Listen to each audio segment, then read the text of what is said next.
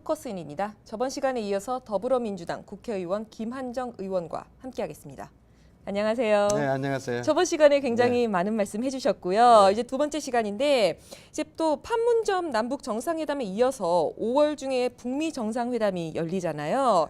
여기에 대해서는 이제 어떤 합의가 이루어질 것으로 예상하시나요?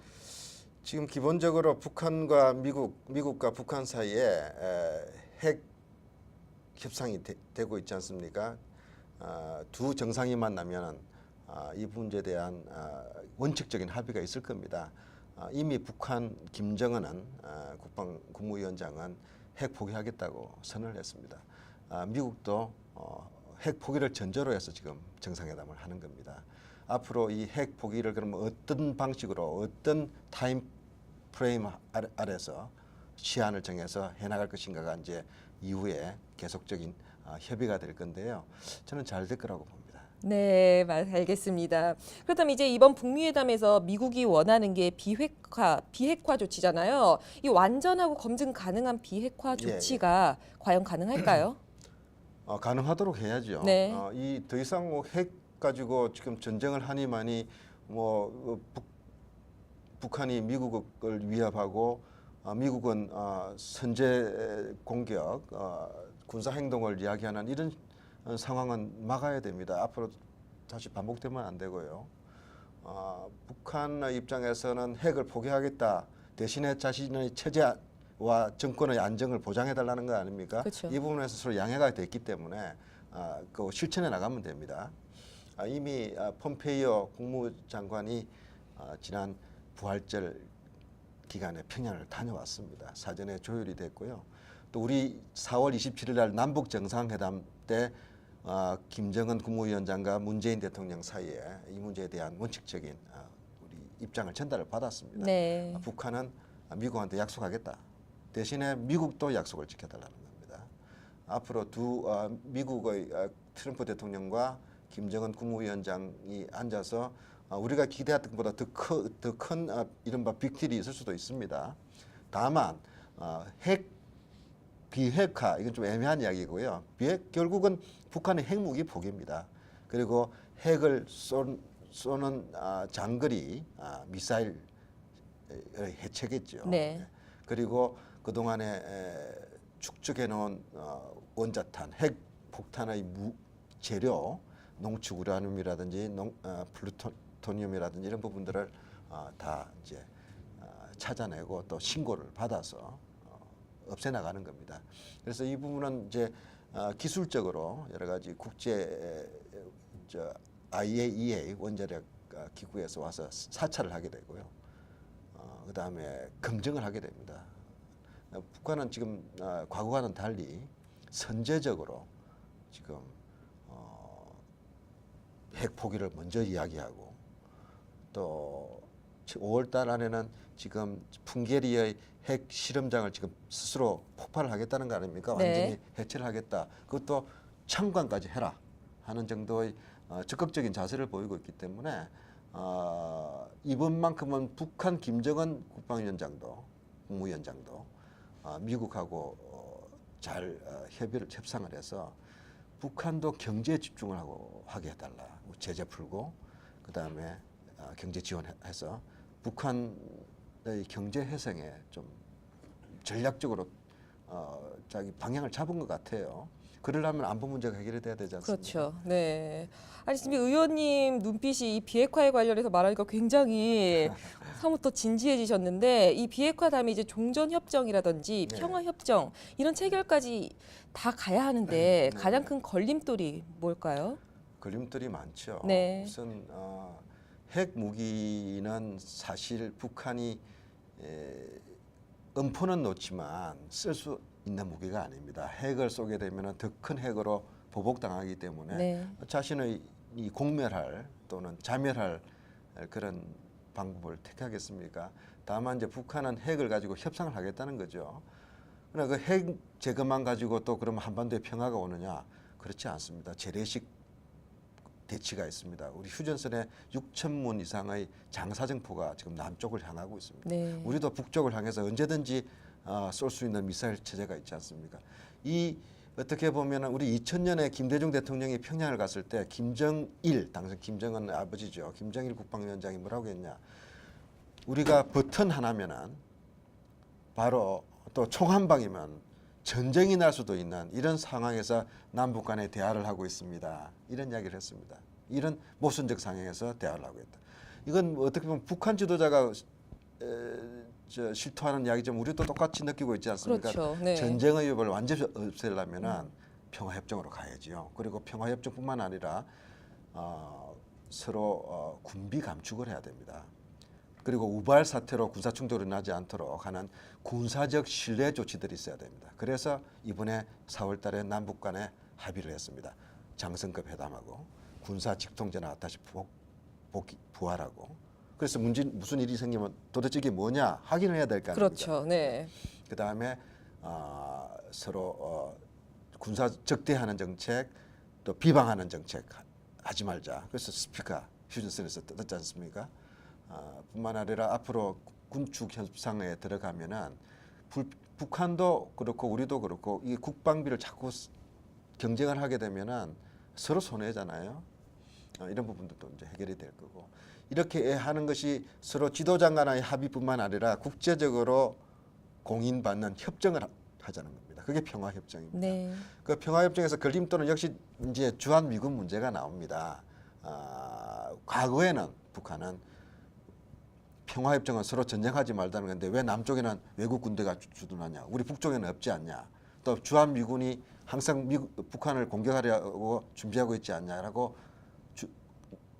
주한미군 철수를 요구를 해왔습니다. 근데 사실 이번에는 요구하지 않았습니다.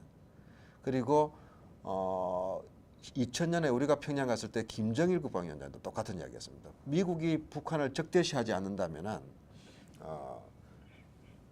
주한미군 네. 문제 삼지 않겠다. 네네. 그런데 왜 자꾸 북한은 주한미군 철수를 언론 방송에서 떠듭니까? 그건 우리 인민들의 정서도 있고 해서 그렇습니다. 외국 군대가 있는 것이 우리 좋은 건 아니지 않습니까? 뭐 이런 식의 답변이었는데 이번에 김정은 국방위원장 똑같은 이야기를 했습니다. 그래서 그 문제는 걸림돌이는 하나 그것 때문에 못할 일은 없다. 네. 그렇다면 그 주한미군에 관련된 건데 예. 이거 얼마 전에 통일외교안보 특보인 문정인 씨가 그런 말을 했다가 다시 또 이제 주한미군을 철수해야 한다는 말을 한 적은 없다라고 또 다시 입장을 밝히긴 했잖아요. 네, 예. 근데 또 이제 여기에 대해서는 김 의원께서는 어떤 견해를 갖고 계십니까? 우선 문재인 대통령께서요. 주한미군 철수 문제는 남북 우리 정상회담에서도 의제로 검토되지 않았고요. 북미 간에도 마찬가지입니다. 김정은이 이걸 가지고 전제 조건을 하겠다는 이야기도 안 했고 네. 요구하고 있지 않습니다.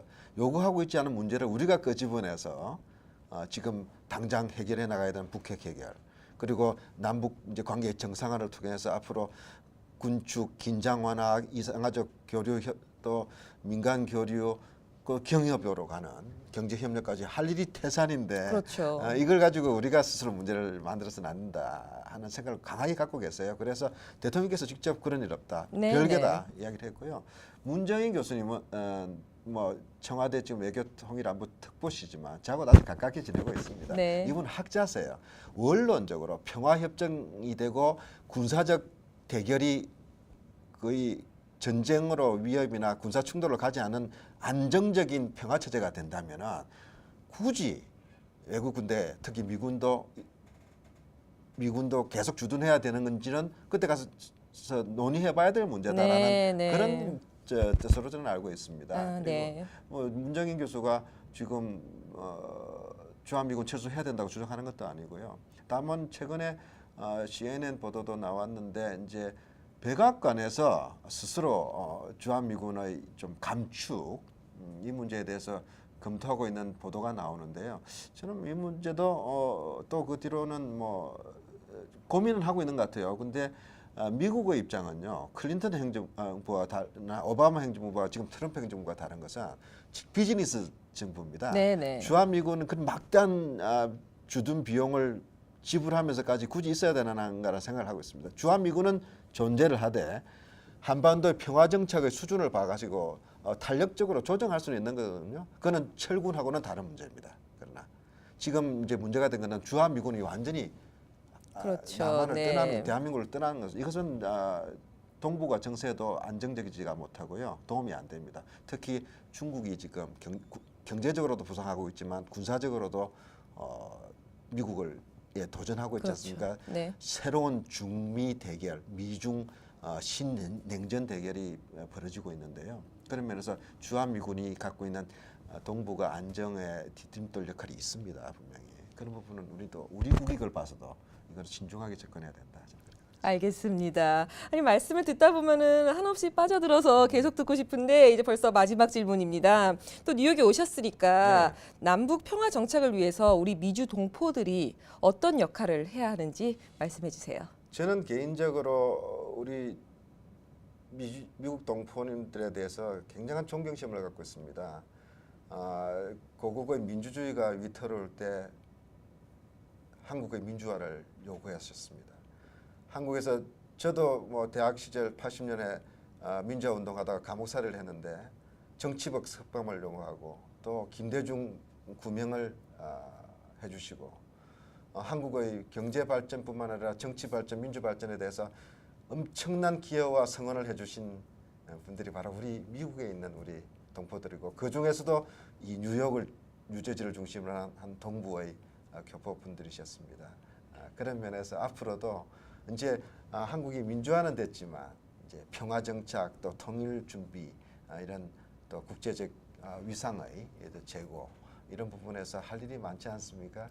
우리 교포 사회에서도 또 본국 대한민국이 국제적으로 더 안정되고 더 성장해야 교포 사회의 지위도 높아지는 만큼 서로 윈윈하는 그런 입장이 있다고 생각을 합니다.